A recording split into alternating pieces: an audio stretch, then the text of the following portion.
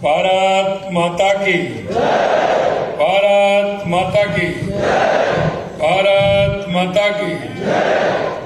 आज के राज्य स्तरीय शिक्षक सम्मान समारोह के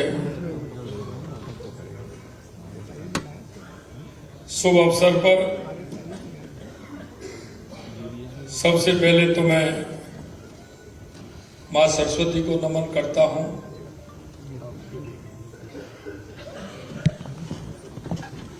और देश के एक महान व्यक्तित्व जिन्होंने आजादी से पहले और आजादी के बाद में अपने आप को इस मां भारती के लिए समर्पित करते हुए देश के अंदर एक जिस बीजारोपण का काम किया, ऐसे में इस खुशी को हम कहने से नहीं अंतरात्मा की आवाज से बांट सकते हैं कि जो ये कहते थे कि लोग मेरे को शिक्षक के नाम से जाने, ये मेरी सबसे ज्यादा प्रसन्नता होगी।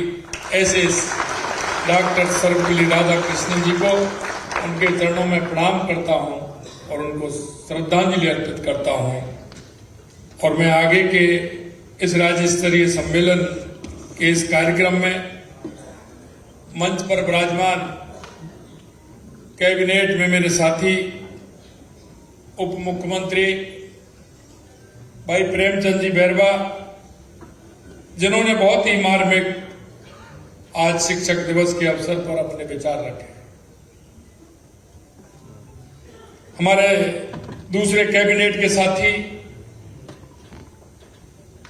शिक्षा मंत्री सम्मानीय मदन दिलावर जी,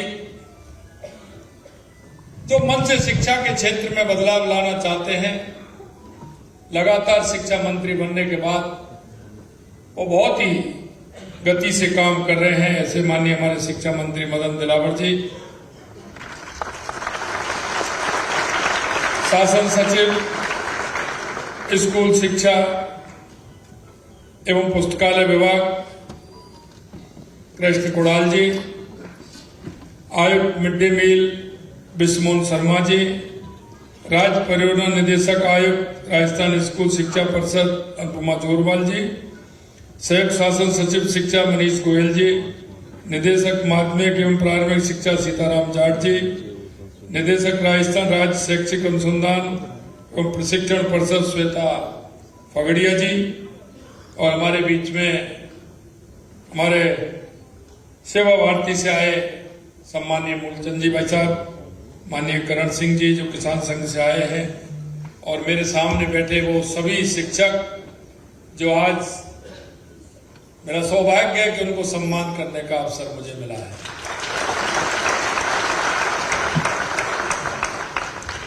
मैं आप सभी गुरुजन महानुभावों का, सभी सज्जनों का, देवियों का आज के इस कार्यक्रम में बहुत बहुत स्वागत करता हूं, अभिनंदन करता हूं। आप सभी को मैं प्रणाम करता हूं।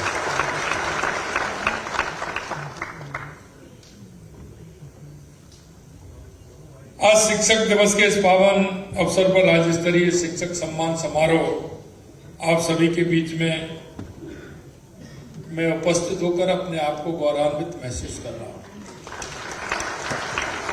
यह दिन केवल एक उत्सव नहीं बल्कि उन शिक्षकों के प्रति कृतज्ञता का दिन है जो समाज का भविष्य गढ़ते हैं। मेरे प्यारे भाई बहनों में शिक्षा का वास्तविक उद्देश्य केवल जानकारियां जुटाना नहीं बल्कि व्यक्ति का संपूर्ण विकास करना है। शिक्षा मनुष्य और समाज का निर्माण करने वाली शक्ति है और आज मैं कह सकता हूं उस शक्ति के भाग आप सभी मेरे सामने बैठे हो। हमारे शास्त्रों में एवं संस्कारों में कहा जाता है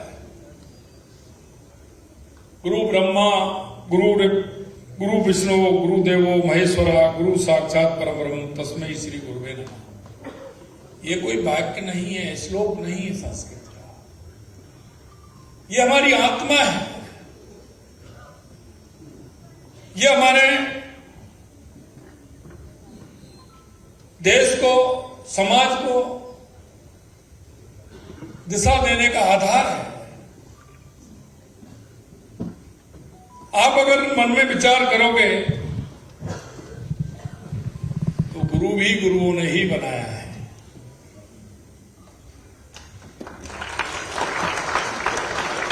गुरुओं को भी गुरुओं का आशीर्वाद रहा है और ये हमारी परंपरा है।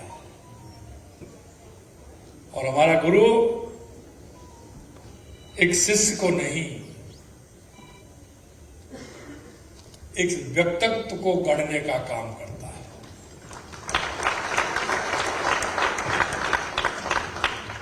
गुरु की स्थिति उस गुरु को गुरु ने बनाया प्रजापति की होती है जो एक मटके के अंदर जब उसको ठोकता है, बनाता है, तो उसमें एक हाथ उसके अंदर होता है और दूसरा हाथ बाहर होता है, और उस पर जब वो चोट करता है तो अंदर का सहारा लगाता है और ऊपर से धीरे धीरे छोड़ता है। और जब उसका स्वरूप निखरता है तो अपना किस तरह से वो काम करता है, और हम सबको उसको देखने में और उसको जब हम काम में लेते हैं तो हम जिस उद्देश्य के लिए उसको लेकर के आते हैं वो उद्देश्य हमारा पूरा होता है। मैं आप सभी गुरुजनों को यही कहना चाहता हूं कि हमारी ये भारतीय संस्कृति में गुरु शिष्य परंपरा हजारों वर्ष से ज्ञान प्रकाश फैलाती आई है, और आप किस तरह से उस शिष्य को एक मजबूत, एक विचार, एक संस्कार देने का काम करते हैं। मैं कह सकता हूं कि इस राष्ट्र को मजबूत बनाने में, समाज को दिशा देने में, समाज का उत्थान करने में अगर सबसे पहले किसी का योगदान है तो वो हमारे गुरुओं का योगदान है।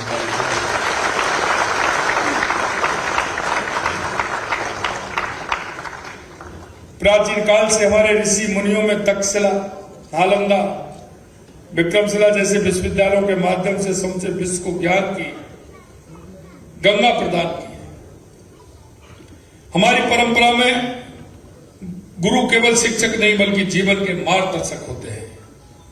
महर्षि द्रोणाचार्य से लेकर के चाणक्य तक हमारे गुरुओं ने न केवल विद्या दी बल्कि संस्कार और मूल्यों का भी संचार किया है। राजस्थान की धरती सदैव से ही विद्या और संस्कृति के लिए पावन भूमि रही है, और मैं कह सकता हूं कि राजस्थान के वो संस्कार हैं वो अपने आप में अलग है। इसीलिए तो हम हमारे सभी वो महापुरुष जिनको देख करके उनका नाम लेते ही मन के अंदर एक अलग सी स्फूर्ति पैदा होती है। चाहे वो महाराणा प्रताप हो, महाराजा सूरजमल हो, या मां पन्ना धाय हो, या मीराबाई हो, या मां अमृता देवी हो, उनके जीवन को अगर आप देखेंगे तो राजस्थान में जो संस्कृति है, राजस्थान की मिट्टी में जो खुशबू है वो अलग जगाने वाली है। दुनिया में ऐसी कहीं नहीं मिलेगी। इसलिए मैं जिक्र करता हूं।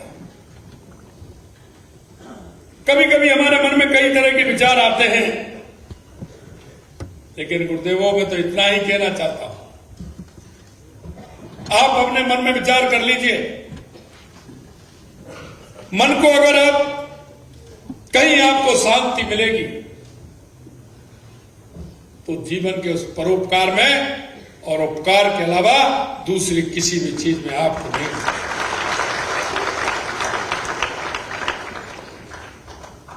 आपने देखा यहां के महाराजा सवाई सिंह जय सिंह द्वितीय ने जयपुर में जंतर मंतर बनवाकर खगोल विज्ञान को नई ऊंचाइयां देने का काम किया। पुष्कर और माउंट आबू जैसे स्थान माध्यमिक आध्यात्मिक शिक्षा के केंद्र बने रहे। राजस्थान में ज्ञान हस्तांतरण की परंपरा अत्यंत समृद्ध रही। यहाँ के कलाकार ने पीढ़ी दर पीढ़ी इतिहास, संस्कृति और नैतिक मूल्यों को आगे बढ़ाया। हमारी संस्कृति, शास्त्रीय संगीत से लेकर के हमारे जितने भी गायन के क्षेत्र में हमारे कलाकार हैं, उन्होंने राजस्थान का नाम ऊंचा करने का काम किया है। हमारे गीतों और कहानियों में नई परंपरा आज भी जीवित है, तो संस्कार देती है। और उस संस्कार के माध्यम से लगातार जो हमारी पीढ़ी है उसको जिस तरह के संस्कार मिल रहे हैं वो आप सभी के सामने है। मैं सिर्फ इतना कहना चाहता हूं कि हमारे संस्कार लगातार आने वाली पीढ़ी में इसी तरह से मिलते रहेंगे तो हमारे विचार और हमारे राजस्थान की खुशबू दुनिया के अंदर फैलती रहेगी।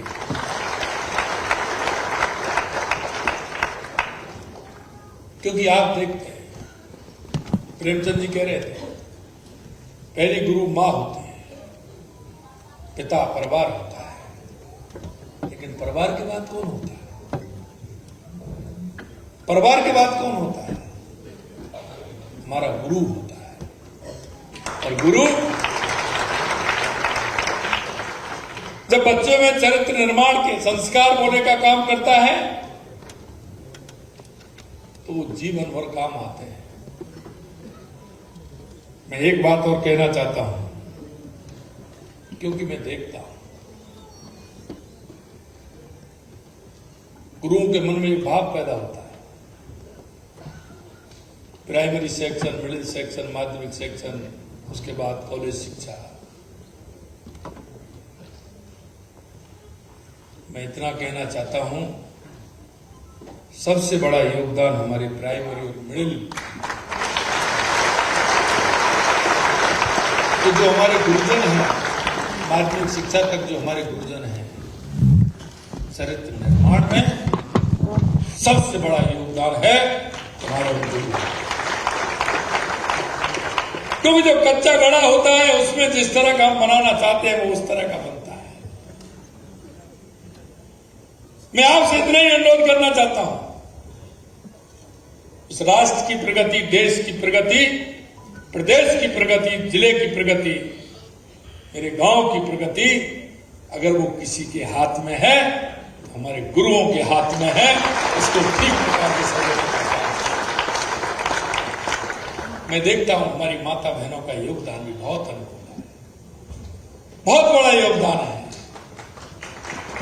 और मैंने इसीलिए मैं कहता हूं, मैंने कहा था कि अगर हमारी माता बहनें छोटे बच्चे को किस तरह से दुलारती हैं, किस तरह से उसको प्यार देती हैं, जब प्राइमरी सेक्शन में, मिडिल सेक्शन में छोटा बच्चा पढ़ता है तो माताएं बहनें, गुरु और माता दोनों का काम करती हैं। मन प्रसन्न हो जाता है कि हमारी माताओं के अंदर जो संस्कार है, और जब हमारी माता कहती हैं तो हमारे छोटे बच्चे के अंदर वो संस्कार जीवन भर काम करते हैं। शिक्षक केवल पुस्तक ज्ञान नहीं देता, बल्कि समाज के लिए उपयुक्त संस्कार और मूल्य भी प्रदान करता है। बच्चों में सत्य, अहिंसा, करुणा, सेवा भावना और राष्ट्र प्रेम के अगर बीज बोता है तो वो मेरा गुरु बोता है। गुरु होने का काम है।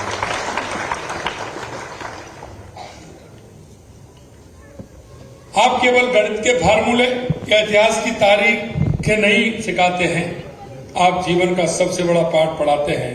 जब आप एक छोटे बच्चे को, छोटी सी बात कहना चाहता हूं, छोटे से बच्चे को धन्यवाद कहना सिखाते हो तो आप उसमें विनम्रता के बीज बोते हो।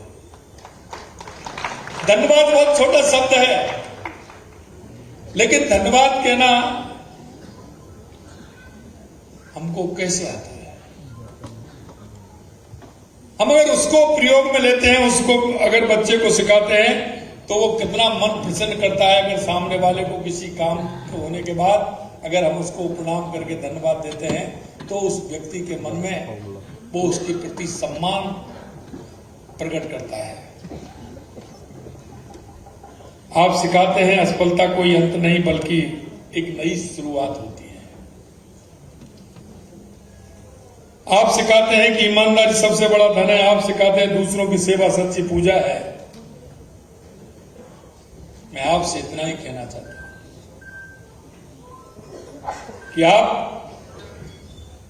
परिवार के अलावा अगर बच्चे में संस्कार देने का काम करते हैं और वो ऐसे संस्कार होते हैं कि वो जीवन भर याद करने वाले होते हैं। और गुरु का सम्मान तो वो होता है जब अपने आप के सामने अपने शिष्य को कहीं ना कहीं अपने से बड़ा देखता है तो गुरु की सब।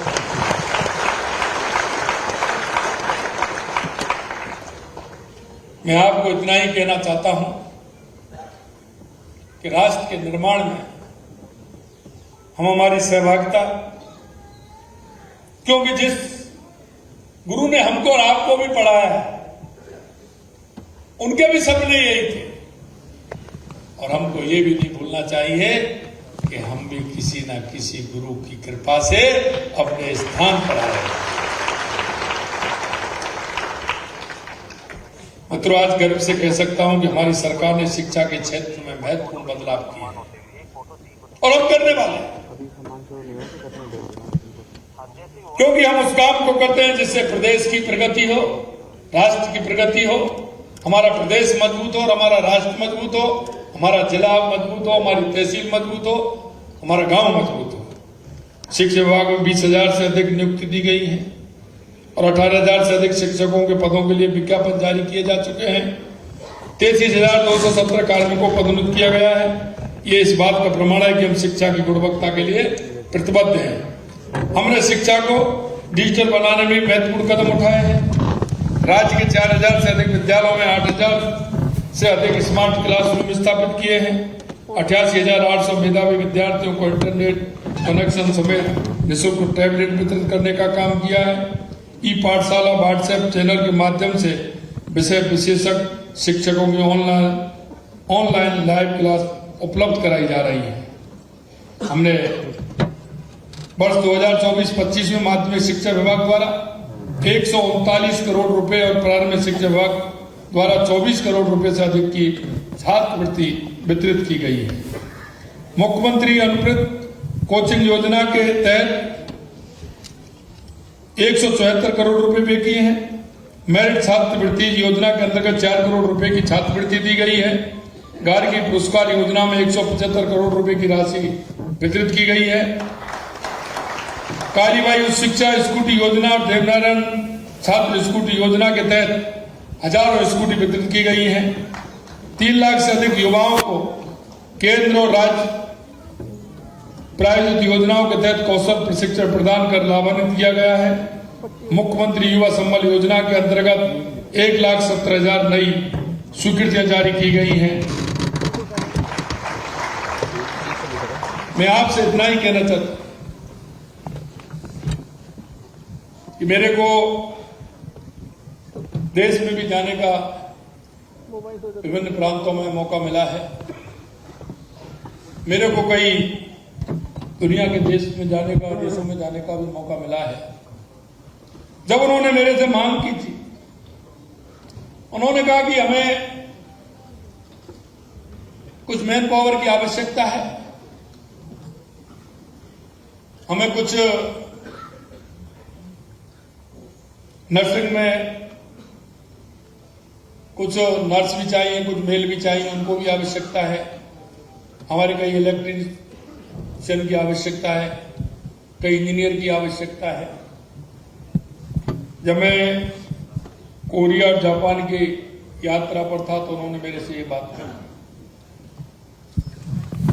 मैंने उनसे सिर्फ एक सवाल किया था कि मैं देने को तो तैयार है, लेकिन हम सिंगल नहीं देंगे, हम डबल देंगे।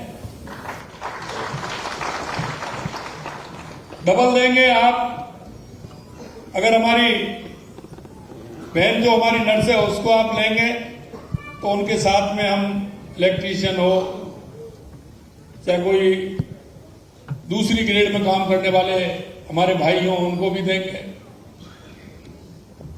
तो हमने कहा उनसे कि आपके यहां आते हैं तो आप अपनी परीक्षाएं लेते हैं। हमने उनसे एक ही सवाल किया कि आप भाषाई स्कूल हमारे यहां खोलिए जयपुर के अंदर, आप अपनी पढ़ाई भी यहां कराइए, आप उनको सुनिश्चित करिए, पेपर भी लीजिए और वहां से उनको लेकर के जाइए। आप ये नहीं कि आप यहां लेकर के आ जाए और हमारे बच्चों को वापस भेज दें, वो हम नहीं करेंगे। तो आपको मैं कहना चाहता हूं, हमारे केंद्रीय शिक्षा मंत्री जी के सहयोग से और माननीय प्रधानमंत्री जी के आशीर्वाद से हमें वो लैंग्वेज स्कूल भी प्रारंभ करने जा रहे हैं। तो बाहर जाने वाले का यहीं पेपर होगा, यहीं सिलेक्शन होगा और उसके बाद उनको बाहर ले जाने का काम करेंगे। लगातार हम स्किल डेवलपमेंट के माध्यम से भी हमारी सरकार काम कर रही है। हमारे राज्य में राजस्थान में जितने भी उद्योग हमारे यहां लग रहे हैं, हमने उसमें कहा है कि हम 3 महीने का स्किल डेवलपमेंट का एक कोर्स करेंगे, सर्टिफिकेट देंगे और उनके माध्यम से चाहे हमारा सोलर हो, चाहे हमारा पर्यटन क्षेत्र में हो, चाहे हमारे खनिज के क्षेत्र में हो, चाहे औद्योगिक क्षेत्र में हो, हम हमारे उन्हें स्किल डेवलपमेंट करा के हमारे युवाओं को उसमें 3 महीने का कोर्स करा के उनको देने का काम करेंगे, जिससे हमारे युवाओं को रोजगार मिले और उस रोजगार के माध्यम से वो आगे बढ़ सके। मैं एक बात और आपसे कहना चाहता कि हमने ये भी कहा कि अपने स्वयं के काम के लिए अगर कोई भी विद्यार्थी अगर आता है तो सरकार उसका पूर्ण रूप से सहयोग करेगी। प्रधानमंत्री स्वनिधि योजना में, विश्वकर्मा योजना में उसको रोजगार के अवसर प्रदान किए जाएंगे और वो अपना प्रोजेक्ट बनाकर अगर वो करेगा तो हम सस्ती ब्याज पर उसको लोन देने का भी काम हम करेंगे, जिससे वो अपना काम करेगा। आपसे सिर्फ मेरा इतना निवेदन है, हम जब पढ़ते थे तो ये पीरियड भी होता था, कई हमारे साथियों के उद्योग का पीरियड चलता था, कुछ को नहीं पता होगा, जो हमारे साथी होंगे उनको पता होगा कि उद्योग का पीरियड चलता था उस समय। उसमें स्किल का ही ज्ञान दिया जाता था, उसमें उस बच्चे की हॉबी किस क्षेत्र में है इसका आंकलन भी किया जाता था। उस आंकलन के आधार पर उसको शिक्षक उसको उसी रुचि के आधार पर आगे बढ़ाने का काम करते थे। और जैसे ही जब वो 8th क्लास पास करता था, अभी तो हायर सेकेंडरी में लेते हैं, सीनियर में लेते हैं, वैसे पहले 9th में ही लेते थे, 9th में लेना पड़ता था। आर्ट्स लेनी है, कॉमर्स लेनी है, साइंस लेनी है, क्या लेना है, किस में जाना है, एग्रीकल्चर लेना है, आपको क्या लेना है, तो उसके घर वाले तय नहीं करते थे।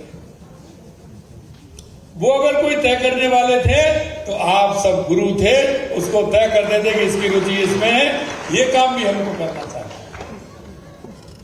क्योंकि गुरु से ज्यादा उस विद्यार्थी की रुचि के बारे में दूसरा कोई नहीं जानता। आज हम उसका आंकलन नहीं करते। मैं माने शिक्षा मंत्री जी से कहना चाहूंगा कि ये भी एक उसमें डालें कि बच्चे की रुचि किसमें है, चाहे वो हमारा प्राइवेट स्कूल हो या हमारा सरकारी स्कूल हो, उस बच्चे की रैंकिंग होनी चाहिए जिससे उस बच्चे की रुचि का मालूम हो। उसको हमें कहां डालना है, उसको रोजगार उन्मुखी कैसे बना सकते हैं, उसको आगे कैसे बढ़ा सकते हैं, इस क्षेत्र में हमें काम करना है। महान वैज्ञानिक एपीजे अब्दुल कलाम साहब ने कहा था कि एक अच्छी पुस्तक 1000 दोस्तों के बराबर होती है, लेकिन एक अच्छा दोस्त एक लाइब्रेरी के बराबर होता है। लेकिन मैं एक दूसरी बात कहता हूं, लेकिन मैं कहता हूं कि एक अच्छा शिक्षक 1000 लाइब्रेरी के बराबर है। आप केवल ज्ञान के भंडार नहीं हैं, आप स्वप्न जगाने वाले हैं। आपके एक प्रेरणादायी सबसे एक निराश विद्यार्थी आशा की किरण पा जाता है। आपके शब्दों से एक कमजोर छात्र भी उसके अंदर विश्वास जग जाता है।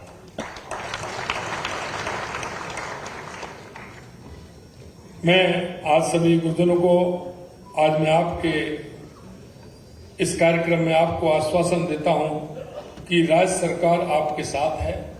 हमने शिक्षा के क्षेत्र में अनेक सुधार किए हैं और लगातार कर रहे हैं। शिक्षकों के कल्याण, उनके सम्मान और उनकी बेहतर कार्य दशाओं के लिए हमारी सरकार प्रतिबद्ध है। हमारा मानना है कि जब तक शिक्षक सम्मानित महसूस नहीं करता तब तक शिक्षा का विकास नहीं हो सकता। आज का ये कार्यक्रम केवल एक दिन का कार्यक्रम नहीं है, ये हमारी नीति है। मैं सभी शिक्षकों को आभार व्यक्त करता हूं। आपने मुझ में भी, क्योंकि आज मैं भी हूं और मंच पर बैठे हमारे सभी साथी हैं, वो आपकी वजह से है। हर व्यक्ति के जीवन में गुरु का बहुत बड़ा योगदान होता है और ये हमें भूलना नहीं चाहिए। और इसीलिए गुरु का स्थान बहुत बड़ा होता है। राजस्थान सरकार शिक्षा की गुणवत्ता में सुधार के लिए, शिक्षकों के कल्याण के लिए और छात्रों के बेहतर भविष्य के लिए निरंतर कार्य करती रहेगी। मैं फिर से कहूंगा कि आप केवल शिक्षक नहीं, आप जीवन के शिल्पकार और राष्ट्र निर्माता हो। आप उस पवित्र गुरु शिष्य परंपरा के भाग हैं जिसने भारत को विश्व गुरु बनाया था और आज भी बना रहे हैं। जैसा कि कहा गया है, ज्ञान के अंधकार में डूबे हुए व्यक्ति के नेत्रों को ज्ञान रूपी अंजन से खोलने वाले गुरु को मेरा नमस्कार, नमस्कार, नमस्कार।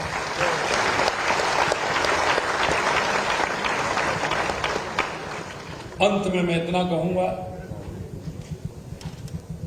कि हम इस राष्ट्र के प्रहरी हैं, हम इस राष्ट्र के नागरिक, प्रदेश के नागरिक। हमारे केंद्र और राज्य की दोनों सरकारों के गरीब कल्याण से लेकर के बहुत सारी योजनाएं हमारी चल रही हैं।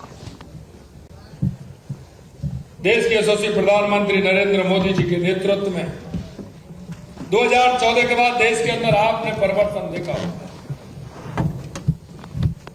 आप महसूस भी कर रहे होंगे,